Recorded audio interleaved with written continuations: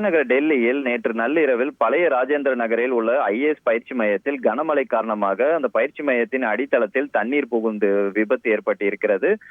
இதில் 3 மாணவர்கள் சிக்கி உயிரிழந்து இருக்கிறார்கள். இதில் 3 பேரும் ஒரு மாணவர் உத்தரப்பிரதேச மாநிலத்தை சேர்ந்தவர், இன்னொருவர் தெலுங்கானா மற்றும் கேரளா. இதுல 3 மாணவர்கள் 2 பேர் பெண்கள். 3 நபர்களின் குடும்பங்களுக்கும் தகவல் கொடுக்கப்பட்டிருக்கிறது. இவர்கள் உடல்கள் பிரேத பரிசோதனை முடிக்கப்பட்டு பிணவரையில் வைக்கப்பட்டிருக்கிறது. இந்த சம்பவம் தொடர்பான விபத்து நடந்த பயிற்சி மையம் கட்டிடத்தில் நிர்வாகம், கால்வாய் பராமரிப்பாளர்கள் மீது 5 பிரிவுகளில் போலீசார் வழக்கு பதிவு செய்திருக்கிறார்கள். இதுவரை அந்த பயிற்சி மையத்தின் உரிமையாளர் மற்றும் ஒருங்கிணைப்பாளர்கள் கைது செய்யப்பட்டுள்ளனர். மேற்கொண்டு விசாரணை நடைபெற்று வருவதாக காவல்துறை தரப்பில் தெரிவிக்கப்பட்டிருக்கிறது. செய்திகளை உடனுக்குடன் தெரிந்து கொள்ள உடனே சப்ஸ்கிரைப் பண்ணுங்க.